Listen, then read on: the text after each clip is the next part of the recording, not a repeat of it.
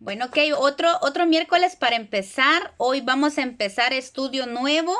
Sean todas bienvenidas a este estudio. Este estudio lo hemos titulado La armonía de los evangelios. Vamos a empezar a ver el evangelio de Cristo, estos 4 evangelios como un todo. Vamos a ver vamos a hacerlo de una manera cronológica de acontecimientos. No vamos a agarrar libro por libro, sino que vamos a llevar una cronología de los acontecimientos. Como les decía la vez pasada, mi Biblia Plenitud tiene un listado de acontecimientos de forma cronológica de todos los acontecimientos que hubo en el tiempo de Jesucristo. Entonces, pues les decía, vamos a tomar este estudio, los evangelios, como una sola historia.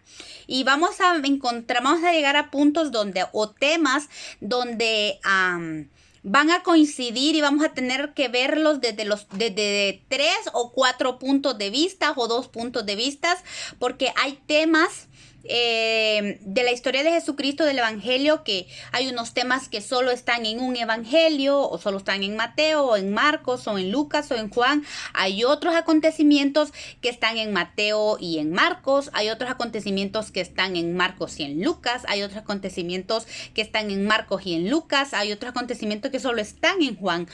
Entonces, vamos a ir viendo como un todo, vamos a abarcar los 4 evangelios, todos los temas de los 4 evangelios, y los que coincidan los vamos a ver al mismo tiempo.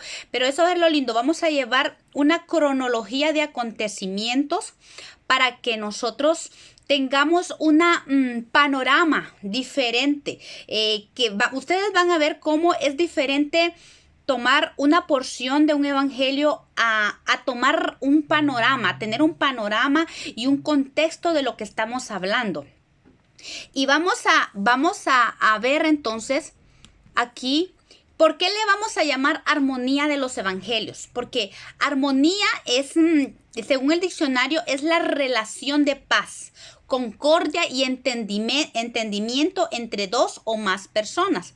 Así que los evangelios se relacionan entre ellos y se complementan de una manera armoniosa para expresar la obra más preciosa de Dios para el hombre, que es el evangelio, que es la salvación. Para entrar en materia de estos evangelios, vamos a hacer una introducción haciendo un contexto en la historia previa al nacimiento de nuestro Señor Jesucristo. Vamos a ver un poco, este curso va a ser un poquito introductorio el día de hoy. Vamos a ver un poquito de la historia del periodo intertestamentario. ¿Qué significa intertestamentario? Significa el periodo de tiempo histórico, todo lo histórico que vivió o que está en pausa, 400 años de pausa donde Dios guardó silencio. Y tal vez no es que Dios guardó silencio, sino que el Espíritu Santo no permitió que se escribiera una palabra inspirada de parte de Dios. Aunque hubieron muchos escritos como los Macabeos, como el historiador Josefo en el siglo I, que de alguna manera Dios los incitó a que dejaran plasmada parte de la historia que estaba viviendo el pueblo judío en ese entonces, aunque no de forma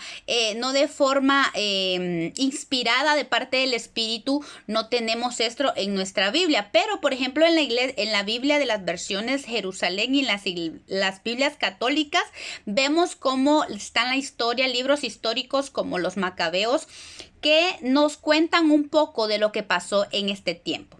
Este periodo intertestamentario cubre el tiempo de la historia de la nación judía entre el último libro del Antiguo Testamento, que es Malaquías, y el primer libro del Nuevo Testamento, que es el libro de Mateo, el Evangelio de Mateo.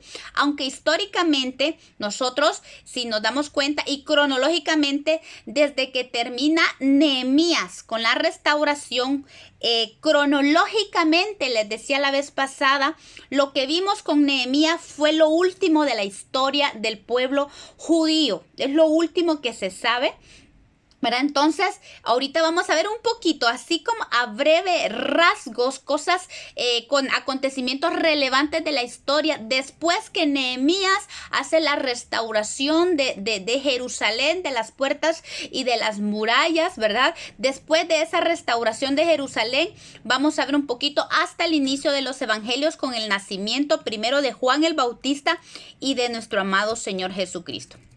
Cronológicamente, este periodo intertestamentario abarca del año 425, donde termina la historia con Nehemías, hasta el año 5 antes de Cristo.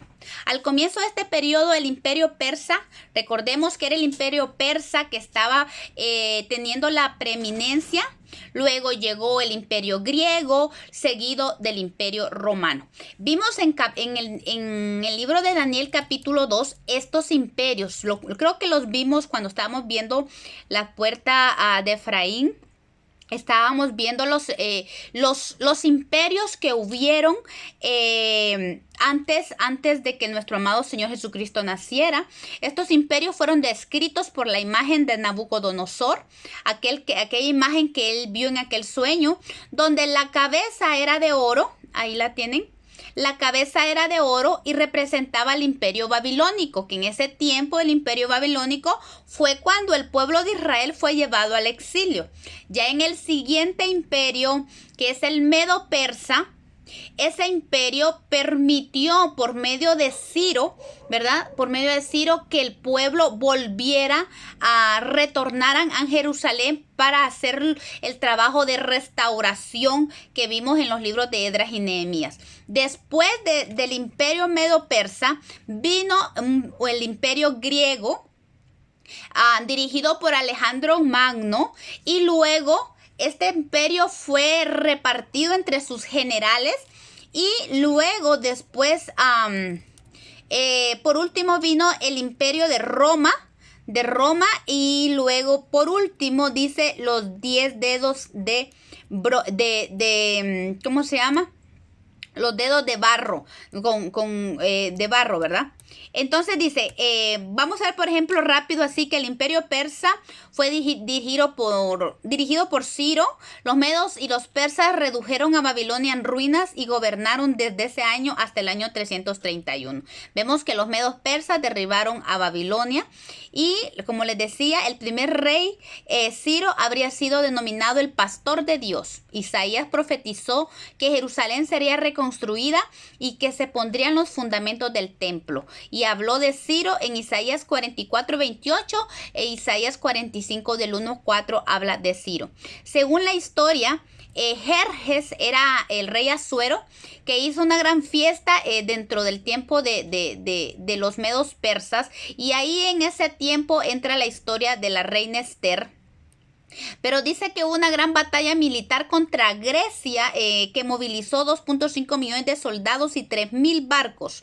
Y destruyó Atenas y quemó Acrópolis. Ahí dice que hubo una gran victoria y luego, bueno, él vino y al final de su tiempo vino y tomó a Esther como la reina elegida.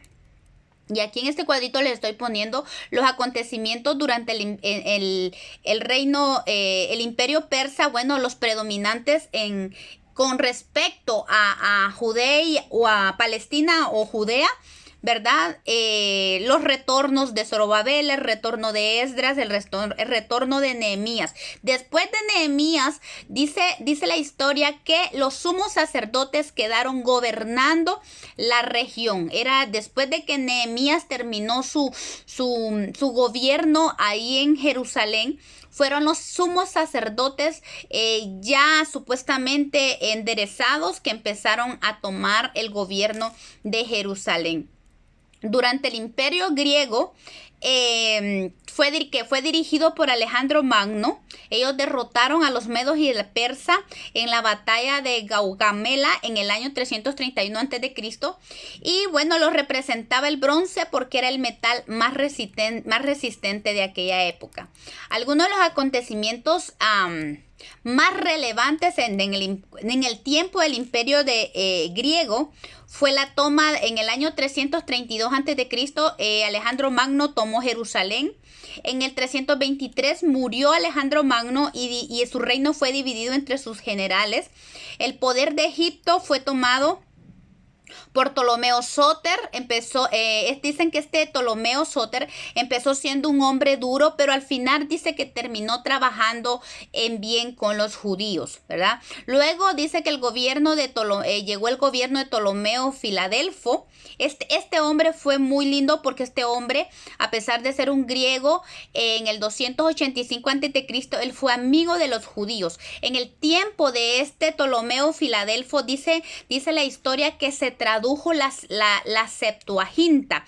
La Septuaginta es la versión griega del Antiguo Testamento, o sea que se tradujo el Antiguo Testamento al lenguaje griego para que la gente optara para tener también la ley de Dios en el griego. A esa versión griega se le llama la Septuaginta. En el año 222 dice que entró otro gobierno, otro Ptolomeo que se llamaba Filopater.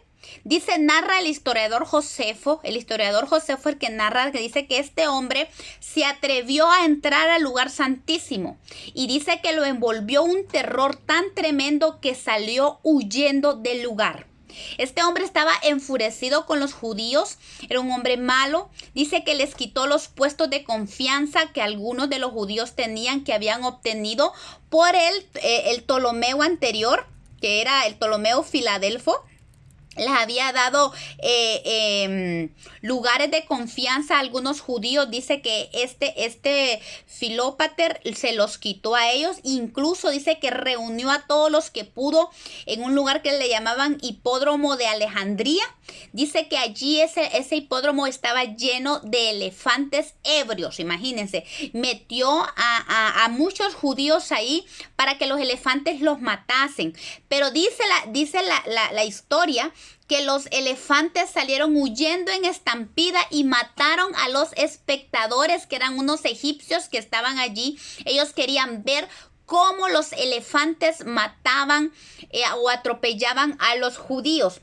Pero dice que se volteó la situación cuando este Filópater vio no solo que él ha sido estremecido cuando abusó entrar al lugar santísimo, y cuando ve la situación de los elefantes que se le volvió el ataque, dice que este hombre tomó esto como una señal de que Dios estaba con los judíos y dejó de perseguirlos. Luego de eso entró un periodo de unos sirios que empezaron, siempre eran eran griegos que estaban gobernando Siria. Siempre fue parte de los generales que quedaron de Alejandro Magno. Dice que aquí en este tiempo, en el año 204, fue nombrado sumo sacerdote un hombre que se llamaba Onías III. Ya habían habido dos Onías anteriores que él. Y dice la historia, que este hombre fue un hombre digno. Pero en el año 175 empezó el gobierno de un Antíoco. Este hombre se llamaba Antíoco Epífanes. Y este nombre significa la manifestación de Dios. Dice que comienza con este hombre una de las etapas más oscuras de la historia judía. Dice que en el año 170 un hombre que se llamaba Jasón, bueno, su nombre era Jesús, pero él se cambió su nombre a Jasón. Dice que era hermano de Onías, el sumo sacerdote anterior, y compró por 360 talentos el sacerdocio y desplazó a su hermano y se lo compró a Antíoco Epífanes porque él ayudó. Era un hombre malo, Jasón, que compró el sacerdocio y ayudó a Antíoco a querer helenizar a los judíos.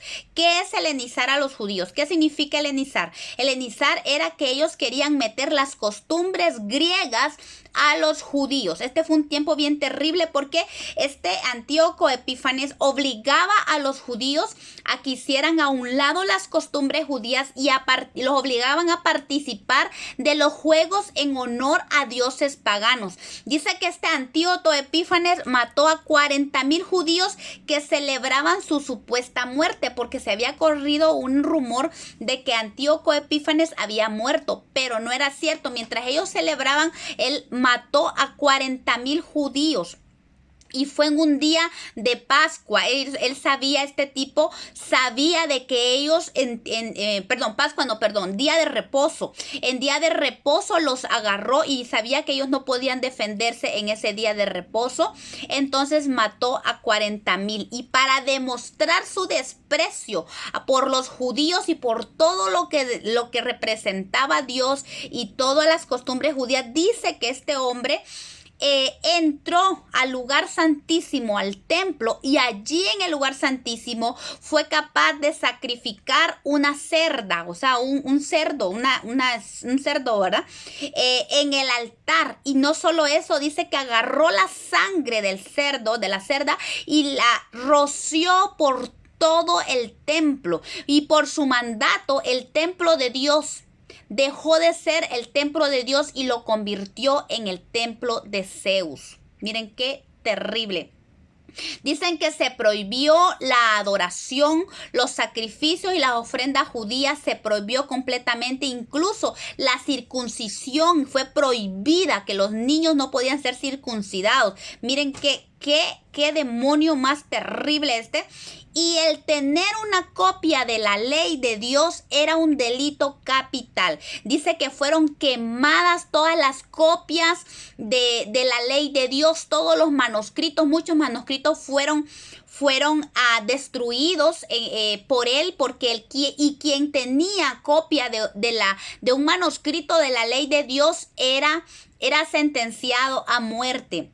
Por eso muchos de los judíos huyeron al desierto, huyeron a las cuevas, y por eso es que se han encontrado pues copias de manuscritos antiguos en cuevas. ¿Por qué? Porque en ese tiempo los judíos, muchos tuvieron que huir con sus familias por lo horrible y lo pagano y esto tan terrible que estaba pasando en Jerusalén. Y aquí es donde se comienza la revuelta de los macabeos. Aquí se levanta este grupo de macabeos contra el dominio sirio griego. Y Matatías, que era un sumo sacerdote, Matatías Macabeo, asume el liderazgo y se niega a adorar a los dioses paganos. Gracias a Dios murió ese Antíoco Epífanes. 3 años después de la profanación del templo, dice que el templo fue purificado, y cuando los asirios vieron que Antíoco había muerto, ellos hicieron paz con los judíos. Pero en el año 130, los griegos sirios fueron expulsados completamente de Jerusalén. Pero entró otro imperio, que fue el Imperio Romano. El Imperio Romano empezó desde el año 37 a.C. y vemos su imperio a través de todo el Nuevo Testamento. Ellos representaban los 10 dedos mezclados de hierro y arcilla, y esto habla de un reino dividido que tendría algo de fortaleza de hierro, pero así como no se mezcla con la arcilla, así tampoco estos reinos serían del todo unidos, y sería en parte fuerte y en parte débil. Esto lo dice Daniel capítulo 2. Esta profecía se cumplió cuando el Imperio Romano fue derrumbado en el año 476 después de Cristo por las tribus bárbaras, que dividieron a Roma en 10 de estas tribus. 10 de estas tribus llegaron a conformar lo que se conoce como la Europa moderna y la Europa desunida de hoy en día. Bueno, vemos acá entonces cómo dice que la caída de Judea en manos de los romanos en el año 63 se dio, que aunque tuvieron la oportunidad, dice, de restaurar a Jerusalén, la perdieron por sus muchas luchas externas. En tiempos de los macabeos empezaron a surgir los partidos políticos como los fariseos, los saduceos y muchos partidos políticos de ese entonces, pero estaban tan desunidos, tenían tantos conflictos internos los judíos, que no pudieron unificarse para poder restaurar otra vez. Pero bueno, ya era parte del plan de Dios, porque ya no había tiempo de restaurar, porque el verdadero restaurador estaba a punto de nacer. Entonces vemos pues en el Imperio Romano que en el año 63 Pompeyo establece el protectorado romano. En el año 48 comienza el gobierno de Julio César. En el año 47 a.C., Antípater de Idumea fue designado gobernador de Galilea. Este Antípater de Idumea es el papá de Herodes. Y de Idumea significa que era descendiente de Edom. Si ustedes recuerdan, los edomitas son los descendientes directos de Esaú.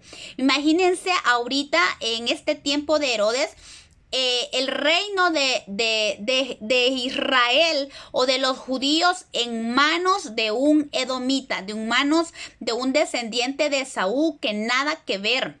Era él que tenía que estar por debajo de Jacob y no Jacob debajo de Esaú. Pero vemos a este Antípater, un edomita, un descendiente de Esaú, como gobernador de Galilea, porque los romanos lo pusieron. Y luego este Antípater dice que después de que él muere, entra en el poder Herodes el Grande, y llega a ser rey de Judea en el año 37.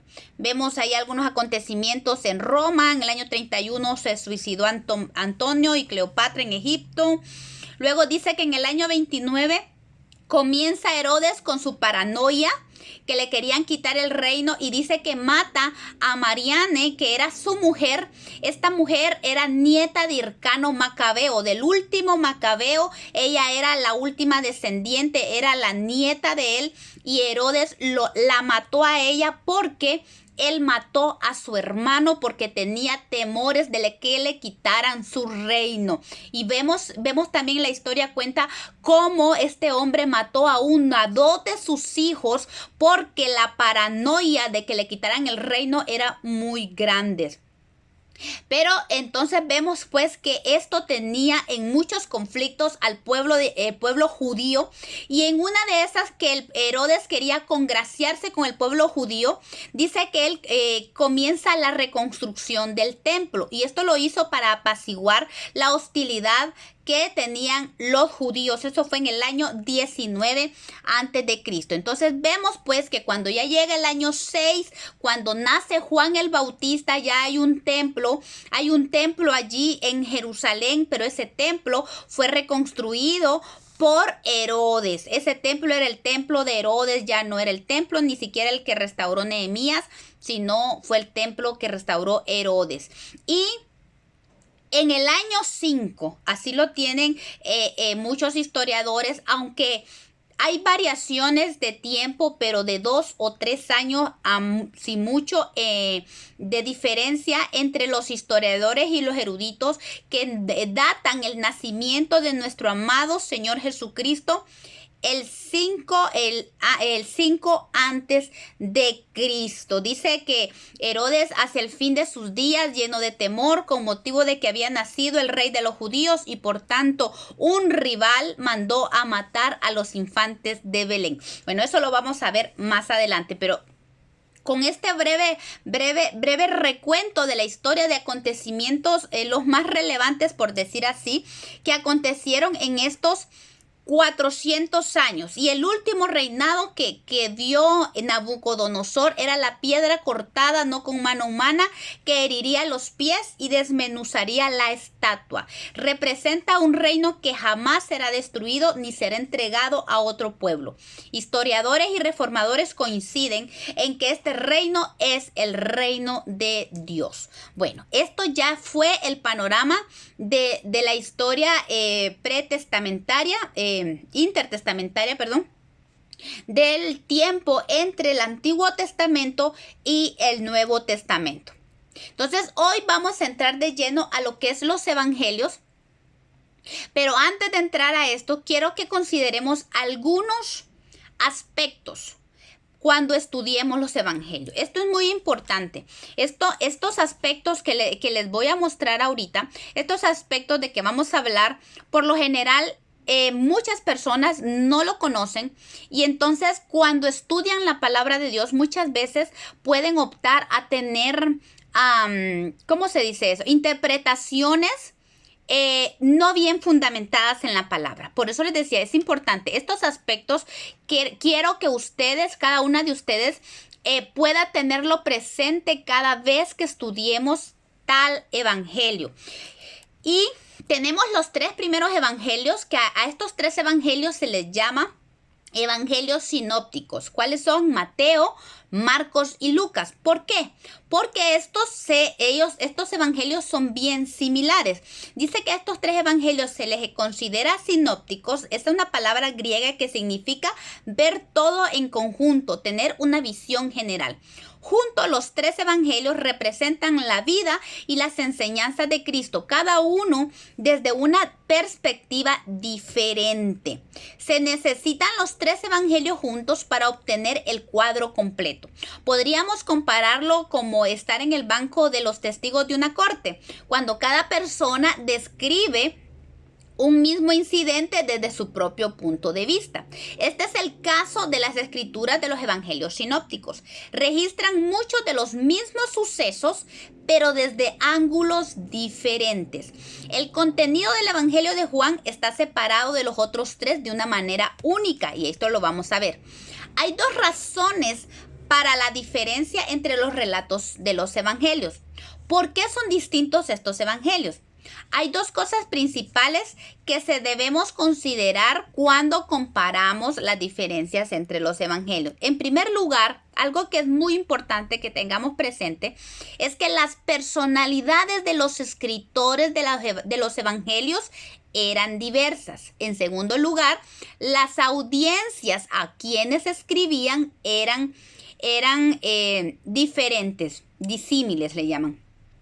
Mateo era un contador, Mateo el levita, un contador, y él escribía al mundo judío. Marcos, él era un intérprete del apóstol Pedro. Él escribía al mundo romano. Lucas, un médico y erudito, él escribió al mundo griego. Y Juan, pues es un evangelio universal. Él lo escribió para todos. Entonces, Marcos, Mateo y Lucas son inherentemente distintos. Sin embargo, todos presentan el mismo evangelio y todos fueron inspirados por el mismo espíritu. Los 3 escritores dirigen sus evangelios a diferentes públicos, pero que tenían distintas necesidades.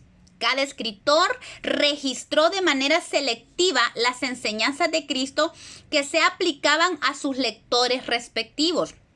Otras enseñanzas fueron omitidas a propósito, tal vez. Por ejemplo, Marcos menciona que las mujeres no deben divorciarse de sus esposos. Eso lo encontramos en Marcos capítulo 10, verso 12.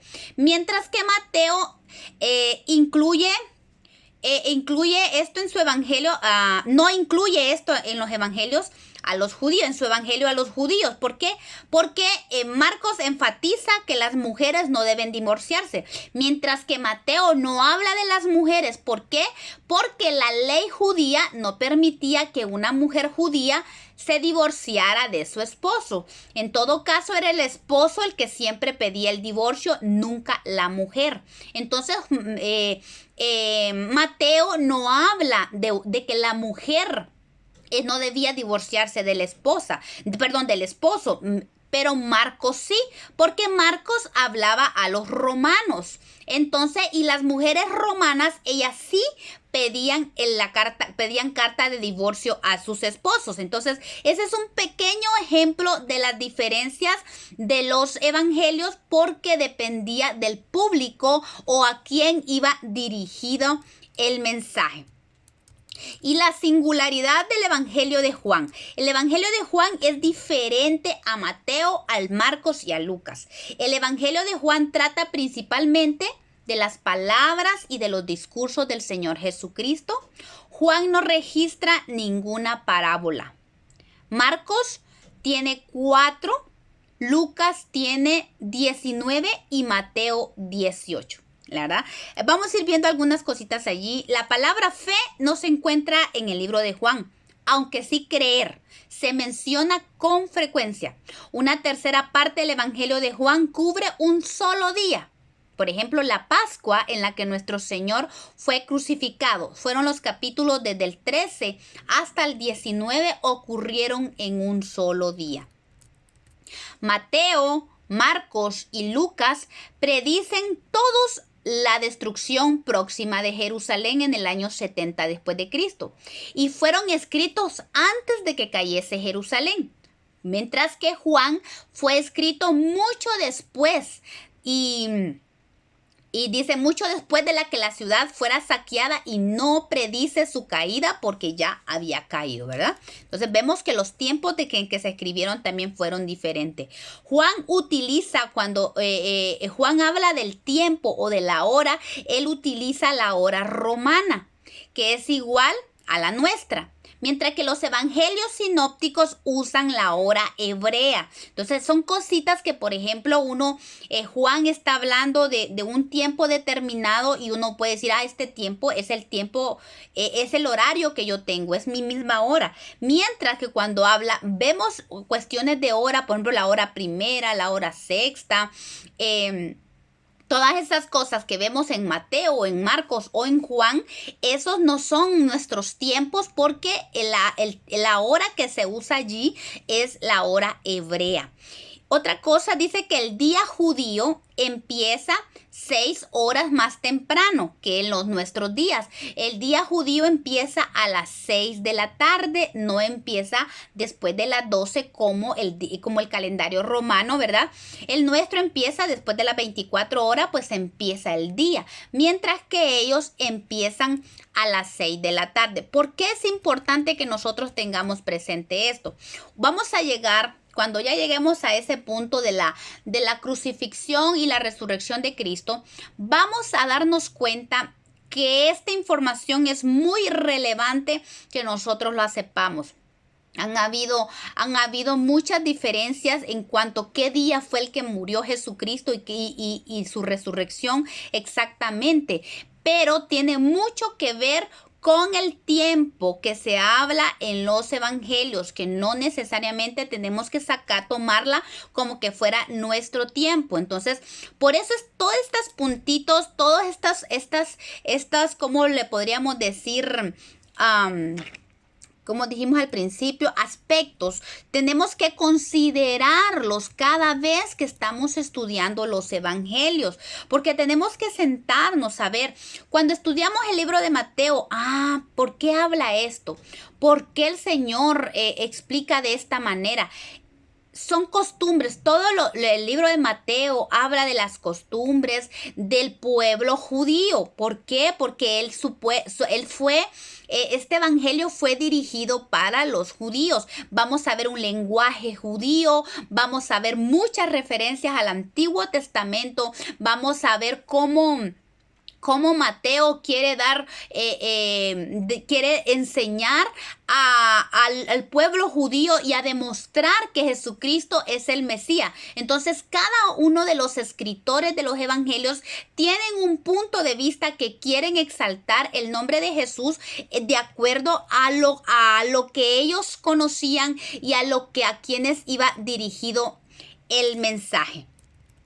Entonces vamos a ver un poquito aquí un resumen de lo que abarca cada evangelio. Para empezar, vamos al evangelio de Mateo. Vamos a ver, es un vistazo general. Mateo representa al Mesías, a Jesucristo, como el rey. Él quería decirle al mundo judío que Jesucristo era el rey prometido. Y lo representa como un león, como el león de la tribu de Judá, ¿verdad? Y como les dije, fue dirigido a los judíos. Nos presenta los discursos, el Evangelio de Mateo nos presenta los discursos y enseñanzas de nuestro Señor Jesucristo.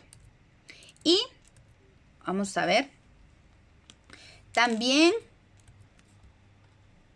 déjenme ver acá, podemos decir, ok, entonces del Evangelio de Mateo podemos recalcar que lo escribió para el pueblo judío. Y si queremos hablar un poquito del carácter del escritor, podemos decir que Mateo Leví era contador. Él era un contador. Es el único que registra el pago del impuesto al templo. Aquella historia, ¿se acuerdan? Donde Jesús le dice a Pedro que vaya por una moneda, que pesque un pez y va a encontrar una moneda en el interior del pez. Es el único que registra este pago del impuesto al templo. Utiliza también términos contables como monedas, dracmas, estáter, oro, plata y bronce. Tiene terminología de cálculos, habla de deudas, habla de cambistas. Dice que organizó el evangelio bajo encabezados. Se le llama un evangelio didáctico. ¿Por qué un evangelio didáctico? Porque es un evangelio como para enseñar. Tiene mucha enseñanza de nuestro Señor Jesucristo. En el evangelio de Mateo abarca todo el sermón del monte y vemos que los otros evangelios tienen fracciones del sermón del monte, mientras que Mateo abarca todo el sermón del monte. Entonces por eso se le llama el evangelio didáctico. Es útil es como un maestro concentrado, ¿verdad? El evangelio didáctico para aprender de nuestro Señor Jesucristo. Es el único que menciona la palabra iglesia también, el evangelio de Mateo. Y es el único que traza el linaje de Cristo hasta Abraham, pasando por David. Eso lo vemos en el capítulo 1. Su énfasis es el cumplimiento de las profecías del Antiguo Testamento que los judíos encontraban muy significativos. ¿Por qué? Porque Mateo, su intención era demostrar que las profecías sobre el Mesías del Antiguo Testamento todas se cumplían en Jesucristo, para dar a entender que Jesús era el rey prometido a los judíos.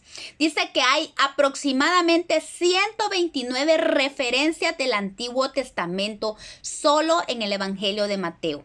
Mateo trató de convencer al mundo judío de que Jesús de Nazaret era el Mesías prometido del Antiguo Testamento. Dice que busca contestar 3 preguntas principales que estaban en primer lugar en las mentes de los judíos con respecto al Mesías. ¿Cuáles serán esas preguntas? ¿Podría remontarse el linaje de Jesús a David? ¿Apoyaba Jesús la ley? ¿Había venido Jesús a establecer el reino? Todas estas preguntas están contestadas ampliamente en el Evangelio de Mateo. Este es un pequeño resumen del Evangelio de Mateo. Ahora el Evangelio de Marcos. El Evangelio de Marcos dice que presenta al Mesías como el siervo sufrido de Dios.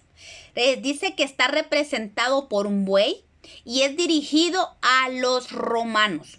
Da un breve bosquejo enfocado a su ministerio y a su servicio, ¿verdad? Dice que las notas que tenemos sobre el Evangelio de Mateo y de Marcos y el carácter del escritor. Juan Marcos era sobrino de Bernabé, el apóstol Bernabé, el que anduvo con el apóstol Pablo. Juan Marcos se convirtió en el intérprete del apóstol Pedro.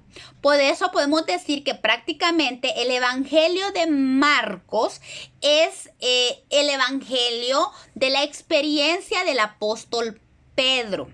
Bajo la guianza del Espíritu Santo tomó las palabras de Pedro y creó su evangelio. Lo adaptó especialmente para sus oyentes, los romanos, en el año 65 después de Cristo. Dice que la audiencia era completamente romana, no eran religiosos ni filósofos. Les impresionaba la fuerza y el poder militar. Eso era lo que a ellos les impresionaba. Respetaban la autoridad y eran personas de acción.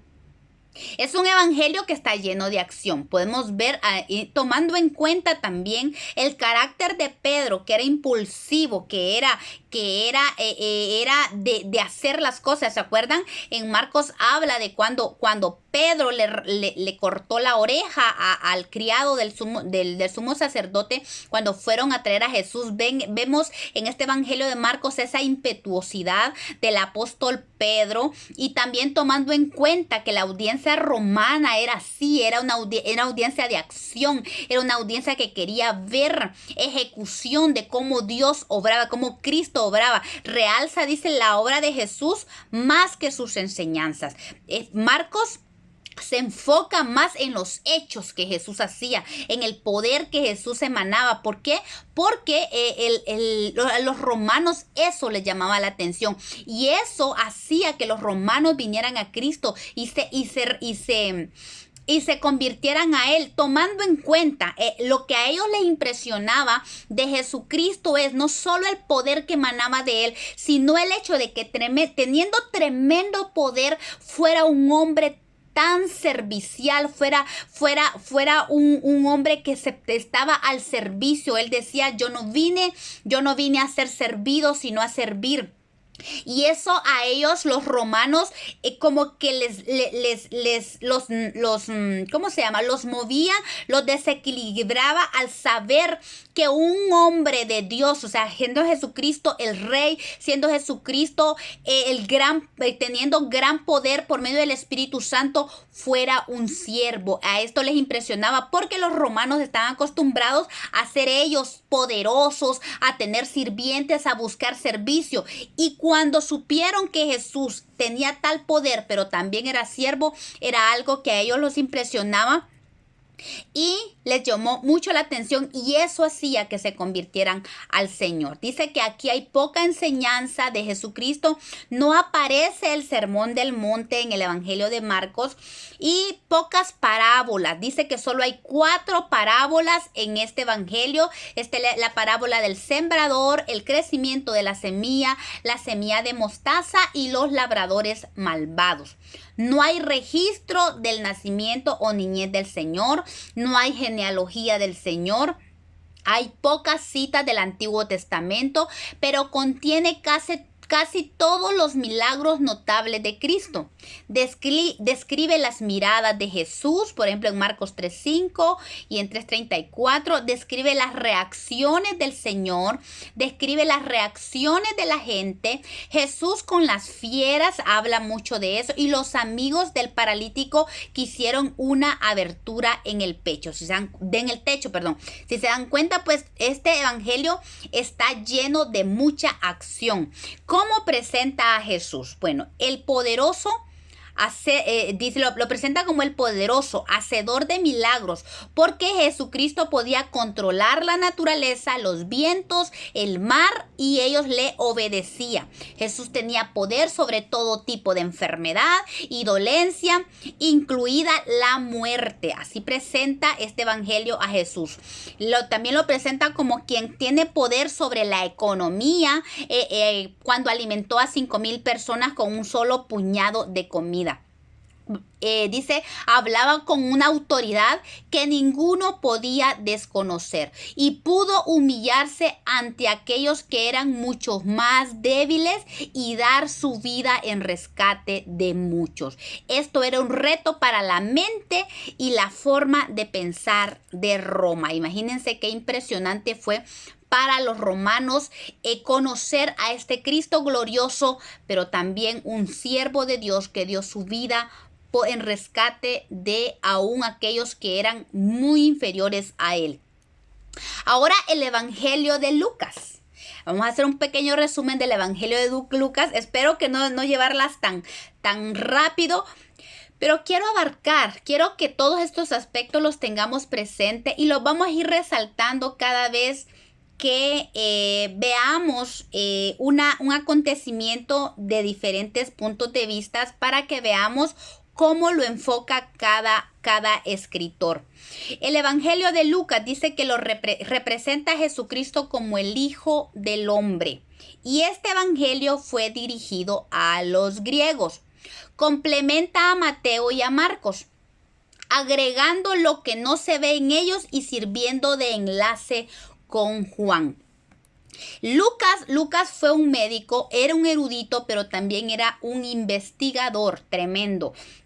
Lucas se hizo a la tarea de buscar todo cuanto hablara del Señor Jesucristo. Incluso él buscaba a los que habían estado presencialmente con Jesús y trataba de que de todo lo que escuchaba de Jesucristo lo confirmaba. Este fue un hombre muy disciplinado, no solo en recopilar la información acerca de Jesucristo, sino también tuvo cuidado de que fuera información veraz. Entonces, su interpretación del Evangelio era para los cultos y aquellos que apreciaban el lenguaje bello y los detalles complejos. Si se dan cuenta, Lucas da detalles explícitos que ningún otro evangelio presenta. Su audiencia, dice, por supuesto, era el pueblo griego, cuna de los filósofos y de los pensadores. Este fue escrito por Lucas, el médico amado, y este hombre, Lucas, fue compañero de Pablo en sus viajes. Dice que el Evangelio de Lucas tiene 24 capítulos y el libro de los Hechos 28 capítulos que fueron escritos por el mismo Lucas. Dice que entre Lucas y Hechos podría considerarse el volumen 1 y el volumen 2 de una única obra de Dios, porque empieza con la historia de Cristo y cierra con la historia de la iglesia. Este fue el escritor de Lucas. Ambos libros fueron escritos y dirigidos a Teófilo, cuyo nombre significa el que ama a Dios, quien era un noble griego de alto rango a quien Lucas da el título de excelentísimo Teófilo. A él fue dirigido el Evangelio. Dice que tomó nota especial cuán frecuentemente tomó nota y explícitamente habla de cómo Jesús oraba frecuentemente. Menciona detalles como lo del hombre hidrópico. Pero recuerdan que solo siendo un médico podía hablar de enfermedades explícitas como el hombre hidrópico, que el hombre que estaba lleno de agua. Es el único que relata de que los vasos sanguíneos de la frente de Jesús se rompían por la presión contra su mente en el huerto de Getsemaní. Solamente Lucas registra que el poder del Señor estaba sobre él para sanar. Hay más menciones de sanidad en Lucas que en Mateo y en Marcos combinados. Imagínense. Lucas estaba fascinado con la concepción sobrenatural del niño Jesús. Es el único que habla de toda la historia completa de María y del nacimiento de Juan el Bautista. Dice que registra la genealogía de Cristo y Mateo la llevó hasta Abraham, pero este hombre, Lucas, la lleva hasta Adán y a Dios mismo. Por último, hijo de Set, hijo de Adán, hijo de Dios. O sea que remonta a Jesucristo, a que es hijo de Dios. Lucas en su genealogía lo hace por parte, como era un hombre que lo estaba dirigiendo al pueblo griego. Él quería demostrar que Jesús venía de la descendencia directa de David por medio de María. Recordemos algo, María y José ambos eran de la tribu de Judá. Los dos eran de la tribu de Judá. Así es que Mateo agarra la línea genealógica de José hasta David y Abraham, Y Lucas agarra la genealogía partiendo de María. María hasta Dios, ¿verdad? María también descendiente, ambos descendientes del rey David. Ambos se cruzan, ambas genealogías se cruzan con Zorobabel, el gran edificador del templo, Zorobabel, y llegan a cruzarse otra vez en David y llegan hasta Dios, que es Jesucristo como Hijo de Dios mismo. Y el Evangelio de Juan, que es tan diferente a los otros 3 evangelios, Juan presenta a Jesús como Dios en toda su deidad a través de un águila.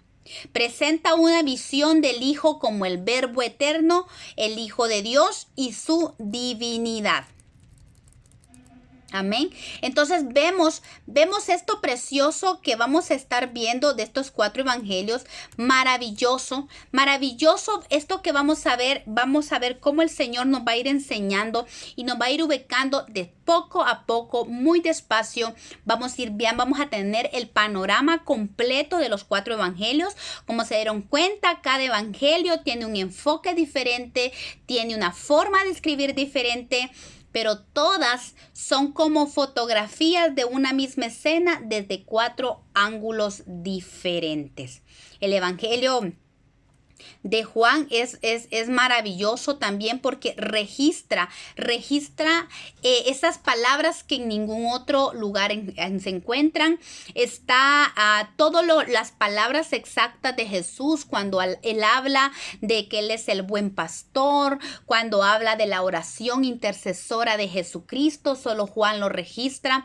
Juan habla detalles de la personalidad de Cristo, de su corazón y de cómo Dios, como el Hijo de Dios, como Dios hecho hombre, el Verbo encarnado. Y es precioso ver que el misterio de todos los siglos que había estado oculto fue revelado. Marcos capítulo 4, verso 11 dice, y les dijo, a vosotros os es dado saber el misterio de Dios. Eso es algo maravilloso, saber de que solo a nosotros, los hijos de Dios, se nos ha permitido conocer el misterio. Este misterio de Jesucristo. Efesios 3:5 dice, misterio que en otras generaciones no se dio a conocer a los hijos de los hombres, como ahora es revelado a sus santos apóstoles y profetas por el Espíritu y a nosotros también. Y de declarar, dice, a todos cuál sea la dispensación del misterio escondido desde los siglos en Dios que creó todas las cosas. Y dice Efesios 3:10, para que la multiforme sabiduría de Dios sea ahora dada a conocer por medio de la iglesia a los principados y potestades en los lugares celestiales. Se nos ha dado a conocer a nosotros el misterio de la piedad, este misterio de la sabiduría de Dios, para que la iglesia dé a conocer. Dice, porque la iglesia tiene que dar a conocer a los principados y a las potestades en los lugares celestiales. Nosotros somos los testigos de Jesucristo. Así es que es importantísimo que cada uno de nosotros, los hijos de Dios, estemos empapados de lo que es el ministerio de Cristo, que sepamos dar podamos presentar defensa del evangelio que creemos. Cuando alguien nos pregunte, ahorita ya vamos a empezar a conocer por qué Mateo lo escribió así, por qué Marcos escribió de determinada manera, por qué Lucas hizo esto, por qué Juan. Vamos a verlo desde todos los puntos de vista y vamos a tener ampliada todo el evangelio de Cristo como el Señor quiere que nosotros lo conozcamos. Y es que este misterio, el año agradable, fue manifestado a cada uno de nosotros cuando Cristo vino y nació. Isaías 61:1 habla, y es una cita maravillosa, cuando el Espíritu de Cristo manifestado en Isaías, habla en tercera persona y dice, el Espíritu de Jehová el Señor está sobre mí. Imagínense el Espíritu de Cristo sobre Isaías.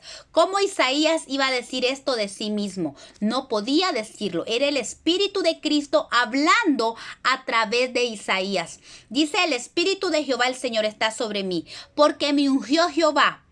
Dice: me ha enviado a predicar buenas nuevas a los abatidos. Isaías en ningún momento fue ungido por Dios ni fue enviado para predicar buenas nuevas a los abatidos. Esto era Jesucristo mismo. Miren todo lo que encierra el mensaje de los evangelios. Esto es el mensaje de Cristo, el ministerio de Cristo encerrado en estos evangelios, donde Él fue enviado a predicar buenas nuevas a los abatidos. Vemos el mensaje de nuestro amado Señor.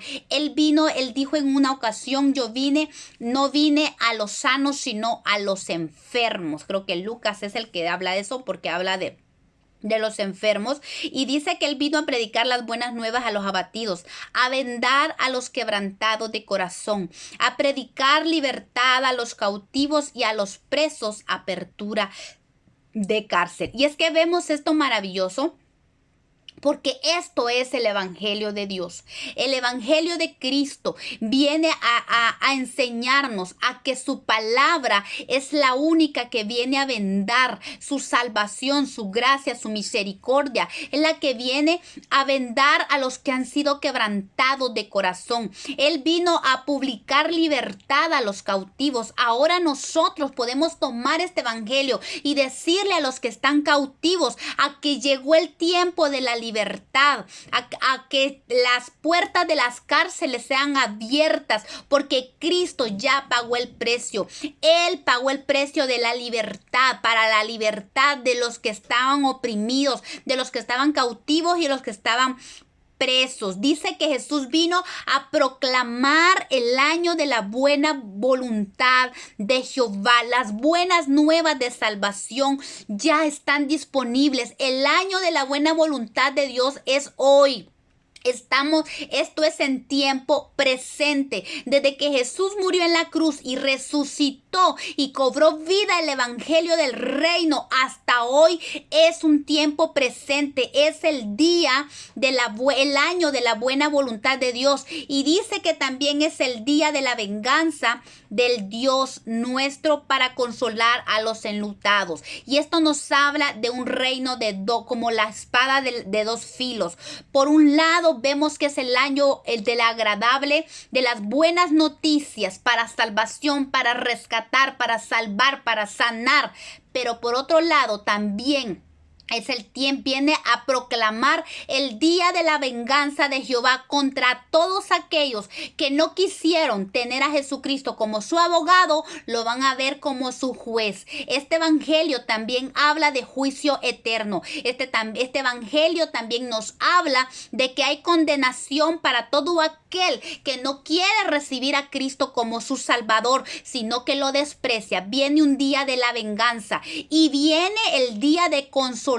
Dice que por eso les decía, es un tiempo presente, porque también Dios nos consuela a todos los enlutados. Esta palabra, este evangelio, es un evangelio que consuela a todo aquel que está enlutado, porque Él ha declarado en su palabra. Jesús dijo: yo estaré con vosotros todos los días hasta el fin del mundo, y les daré un consolador. El consolador está con nosotros. Él nos consuela. Él está allí para cada uno de nosotros. Por eso Él declara la consolación a todos los que están enlutados, y vino a ordenar a que a los afligidos de Sión se les dé gloria en lugar de ceniza. Vemos que este evangelio es tan maravilloso, es una palabra de rescate, es una palabra de restauración. Y dice que este evangelio viene a ordenar con autoridad que a los afligidos de Sión se les dé gloria en lugar de ceniza. Para todo aquel que esté enlutado, para todo aquel que esté en ceniza, el Señor ha dado orden para que sea levantado, para que sea afligido, si lo reconoce como su Salvador. Y dice: óleo de gozo en lugar de luto. Qué lindo estas palabras. Ayer meditábamos con una hermana amada sobre esta palabra tan bella. Él lo trae óleo de gozo en lugar de luto. Es un evangelio que nos trae alegría, que nos trae gozo, porque en su presencia hay plenitud de gozo. Este evangelio nos presenta la verdadera alegría, la paz de Dios que sobrepasa todo entendimiento y nos quita, dice la palabra de Dios, que quita el luto y da óleo de gozo y trae un manto de alegría. Es algo que nos cubre, dice, en lugar de un espíritu angustiado. Son buenas nuevas de salvación, buenas nuevas de restauración. Y qué lindo que todo aquel que recibe este evangelio, que todo aquel que recibe a Cristo y estas buenas nuevas de salvación, dice, y serán llamados árboles de justicia. Cuando cada uno de nosotros que hemos recibido al Señor, este es el plan de Dios, que seamos llamados árboles de justicia, árboles plantados junto a corrientes de agua, como le dice el Salmo 1. Dice que da su fruto a su tiempo y su hoja no cae. Y son árboles de justicia, ¿por qué? Porque el fruto que tenemos que dar es el fruto de justicia. Es lo que el Padre está buscando. El Padre está buscando que nosotros demos fruto. Y ese fruto es un fruto de justicia que está basado en la justicia de Cristo y en la obra de que Él ha hecho en nuestra vida. Y dice, y serán llamados árboles de justicia y plantío de Jehová para gloria suya. ¿Por qué? Porque Él nos ha hecho su huerto. Somos huerto de Él. Él quiere venir a deleitarse con nosotros, a deleitarse en nosotros para gloria suya. Él quiere venir, así como la amada le dice en Cantares, venga mi amado a su huerto a disfrutar de sus ricos ungüentos. Entonces el Señor quiere deleitarse en nosotros, en todos aquellos que hemos recibido esta bendición de este evangelio maravilloso. Y para todo aquel que quiera recibir este evangelio maravilloso, está disponible. Por eso es que es importante que conozcamos este evangelio en la plenitud de Cristo y oremos. Yo les pido a cada uno de ustedes que oremos para que el Señor se revele en estos evangelios a cada uno de nosotros. Y dice, y reedificarán las ruinas antiguas y levantarán los asolamientos primeros y restaurarán ciudades arruinadas y los escombros de muchas generaciones. Qué lindo, porque esto de los evangelios del año agradable de Jehová se une con lo que nosotros ya vimos en todo el tiempo de la restauración, porque nosotros somos llamados a ser restauradores. Nosotros que somos el cuerpo de Cristo, siendo Cristo la cabeza, siendo Cristo el que tiene este ministerio precioso de que el Espíritu de Jehová estuvo sobre él y está sobre él y fue ungido para dar buenas nuevas a los pobres. Este ministerio estuvo sobre Cristo y ahora está sobre su iglesia, porque nosotros somos su cuerpo. Él es la cabeza, nosotros su cuerpo. Así es que usted y yo tenemos la responsabilidad de tomar este ministerio para ejecutarlo en el poder del Espíritu Santo. Pidamos la unción del Espíritu. Pidamos que seamos enviados así como el Señor Jesús, que seamos capaces de tomar la autoridad. Cuando nosotros nos sometemos a Cristo, Él nos da la autoridad por medio del Espíritu Santo para traer esta bendición del ministerio de Cristo, continuar con el ministerio de Cristo, de predicar buenas nuevas a los abatidos, de vendar a los quebrantados de corazón, de publicar libertad a los cautivos y a los presos, apertura de cárcel.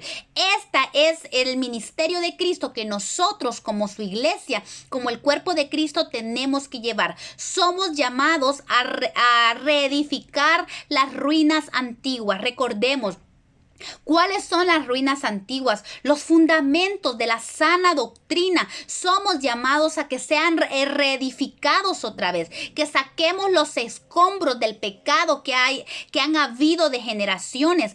Y dice que levantarán los asolamientos primeros y restaurarán las ciudades arruinadas. Somos llamados a restaurar, no solo restaurar nuestra casa, restaurar nuestra propia vida, restaurar la iglesia, restaurar el templo de Cristo. Somos somos llamados, y dice, a sacar los escombros de muchas generaciones. Y cuando habla de los escombros de muchas generaciones, está hablando de esas maldiciones generacionales, toda esa basura que viene heredada de nuestros padres, que había venido de generación. ¿Por qué? Porque el año agradable es hoy. Ese ha sido declarado para hoy. Hoy es el día de salvación. Hoy es el día de sacar la basura, de sacar no más idolatría en los nuestros, no más idolatría en la iglesia, no más vicios, no más inmundicia, no más enfermedades hereditarias. Toda esa basura, todos esos escombros de muchas generaciones tienen que salir, porque somos llamados a reedificar el templo, el cuerpo de Cristo. Así es que todos esos escombros tienen que salir. ¿Por qué? Porque el año agradable de Jehová vino desde que Jesús nació, creció, estuvo en la tierra, murió y resucitó. El año agradable está en la tierra, y eso está representado en el Evangelio de Cristo. Así es que este Evangelio está disponible para todo aquel que quiera. Este evangelio que sana, este evangelio que salva, este evangelio que rescata, este evangelio resucita, este evangelio cambia la vida de todo aquel que le abre su corazón a Jesucristo y lo hace su Señor. Por eso, en esta mañana es una mañana para decirle: Señor, yo quiero conocerte, yo quiero conocer tu evangelio, yo quiero conocerte a ti. Reconozco que es el año agradable, reconozco que es el año donde yo puedo optar por salvación, donde yo puedo optar por ordenar mi vida, porque no solamente hay personas que no conocen a Cristo, sino también hay pueblo de Dios que tal vez no está caminando rectamente, pero hoy es el día de salvación. Así dice la palabra. Hoy es el día de salvación. Si hoy oyeres mi voz, no endurezcas tu corazón y ábrelo delante del Señor. Yo te digo, si tú estás allá al otro lado, escuchas este mensaje y reconoces que necesitas a Jesucristo, reconoces que Jesús es el Señor, es el Hijo de Dios, y que Él trajo la verdadera salvación, el reino de Dios a esta tierra, y tú quieres ser parte de este reino. Estás cansado de una vida mediocre, estás cansado de una vida o cansada de una vida sin propósito. En Cristo, en su evangelio, en el reino de Dios, hay propósito para tu vida, porque nadie nació sin propósito. Pero si tú quieres conocer el propósito que Dios tiene para ti, ven a Cristo. Él quiere salvarte, Él quiere cambiar tu lamento en baile, Él quiere cambiar tu ceniza, toda esa ceniza en óleo de alegría. Él quiere ordenar tu vida. Él quiere levantarte. Él ya no quiere que estés angustiado. Él no quiere que vayas a la muerte. Él quiere que vengas a la vida. Así es que hoy es el día. Ven a Cristo. Ora conmigo en esta mañana y dile: Señor Jesús, reconozco que soy pecador, reconozco que te necesito, reconozco que tú eres el Hijo de Dios y que moriste en la cruz por mí. Y tu palabra dice, Señor, que si yo confieso con mi boca que Jesús es el Señor y reconozco en mi corazón que Dios lo levantó de los muertos, seré salvo. Así es que hoy me arrepiento de mis pecados. Hoy te pido que ordenes mi vida, que escribas mi nombre en el libro de la vida y me saques de la muerte, porque yo he nacido para vida y no para muerte. Por eso te recibo hoy como mi Salvador. Te entrego todo lo que soy en el nombre poderoso de Jesús. Cámbiame. Te entrego mi corazón. Cambia mi vida. Sáname. Levántame. Restáurame. Quiero verte en mí. En el nombre poderoso de Jesús. Amén. Así es que si tú hiciste esta oración esta mañana, yo te digo, busca dónde congregarte, ya sea en línea, ya sea presencialmente, tomando todas las medidas necesarias. Cuídate y busca al Señor y sepa, tienes que saber que Dios está contigo, que Dios es soberano, que pase lo que pase, Dios nunca te va a dejar ni te va a desamparar. Así es que, y al pueblo de Dios, pues a seguir adelante, ánimo, a seguir creciendo en el conocimiento de Dios y en su palabra. Y vamos a seguir con estos estudios.